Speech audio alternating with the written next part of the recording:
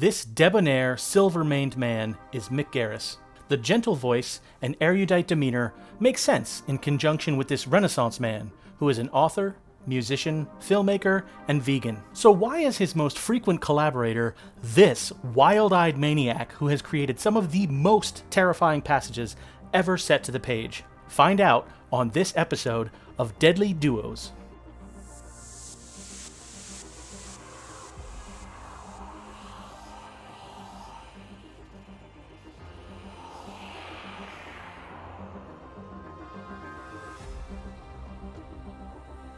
The year is 1992, and Mick Garris is about to direct his third feature film, Sleepwalkers. He's teamed up with Stephen King, arguably the most influential horror author of the modern age, who wrote the screenplay himself from an unpublished short story. By 1992, King was already a master of horror, having created novels that were turned into huge hit films, from Stanley Kubrick's The Shining to David Cronenberg's The Dead Zone. He'd already had adaptations of his work that were considered classics, like Stand By Me and Misery, 3 television miniseries, and he'd even directed an adaptation of his own story with 1986's Maximum Overdrive. He was a huge deal. So how did a director, coming off directing the made-for-TV movie Psycho 4, The Beginning, score such a great gig? In 1976, the year that King's first filmic adaptation, Carrie, was released to rave reviews, Garris was just finishing up an 8-year run as lead singer of the band The Horsefeathers Quintet. He'd already been a journalist for several years, and he started shifting his focus from music to film. As King's novel The Shining came to the screen in 1980, Garris was starting to shoot behind-the-scenes documentaries for films from some other masters of horror, like Scanners, The Howling, and The Thing. He was finding some success in writing for the big screen, but Garris had his eyes on the director's chair. Garris directed his first narrative work in 1986, but that same year he got the most important call of his Hollywood career thus far. Steven Spielberg was venturing into television production for the first time with the series Amazing Stories, and he wanted Garris on board. It was a prestigious assignment, and Garris wrote on 9 episodes and even directed one. Interested in continuing to grow his behind-the-camera resume, Garris directed the sequel film Critters 2, written by first-time writer David Twohy, who would go on to write the Oscar-winning The Fugitive, as well as write and direct Pitch Black and the entire Riddick franchise. Though King and Garris now had big-screen success, they were both beckoned back to the small screen for new projects in 1990. King saw the adaptation of one of his most popular novels with the TV miniseries It, which became a huge ratings hit, and Garris co-created the short-lived but beloved cult series She-Wolf of London with fellow horror enthusiast Tom McLaughlin. But it was the other 1990 TV project that was just as important to his career. Psycho 4, The Beginning, was a straight-to-Showtime film, but with an impressive pedigree. Anthony Perkins returned in the lead role, and E.T.'s Henry Thomas played young Norman Bates in the flashback story. The film was well received and did big numbers for the cable channel. That success led to Garris being chosen to direct Sleepwalkers. Sleepwalker was the first feature film from Stephen King whose origins didn't lie in an already released story.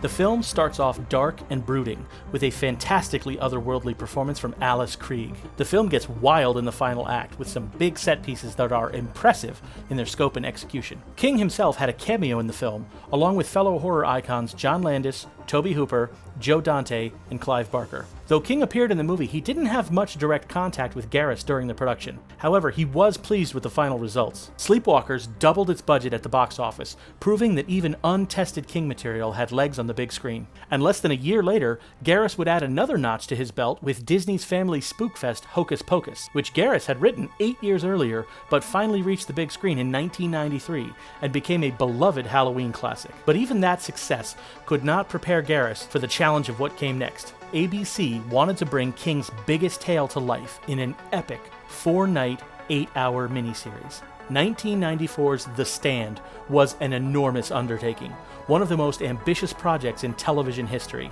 with a script topping out at nearly 500 pages and a production that shot in 6 states over 100 days and a cast of over 100 speaking roles.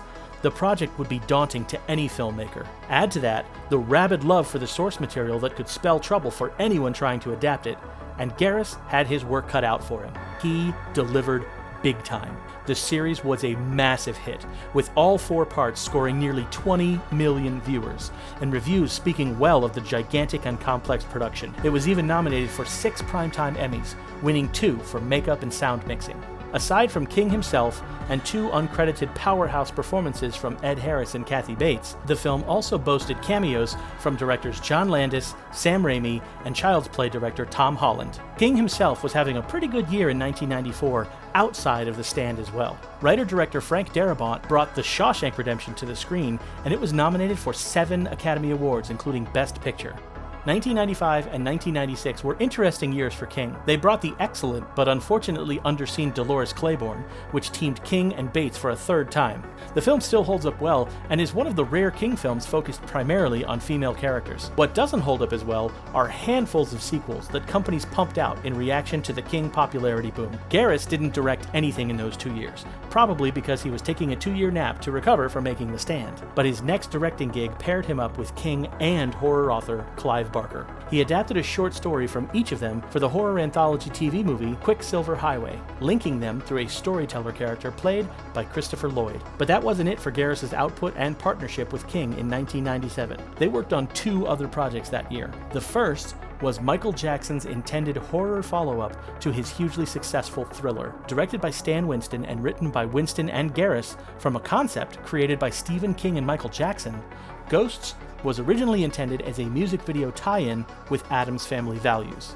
Garris was originally going to direct it, but Winston took over the nearly 40-minute-long music video after Garris needed to move on and direct an epic new project. Garris later said that at about $15 million, it was the most expensive music video ever made, and Jackson footed the entire bill. The epic new project was something of a holy grail for Stephen King, a remake of The Shining, made as a 3-part miniseries airing on King's frequent miniseries collaborator, ABC. King had never been shy about sharing his dislike of the changes Stanley Kubrick made to his source novel, and now King had a chance to do a version of the book closer to his initial vision. Though it sharply divided fans of the book and the Kubrick film, it was critically well received in 1997, and it had nearly the same size audience as their last epic team-up, The Stand. One result of the film's release was the renewed contention between fans of the various adaptations. It would be 22 more years before horror filmmaker Mike Flanagan stepped in to try and unite those factions by making a filmic version of Dr. Sleep, King's sequel novel, which incorporated both Kubrick's vision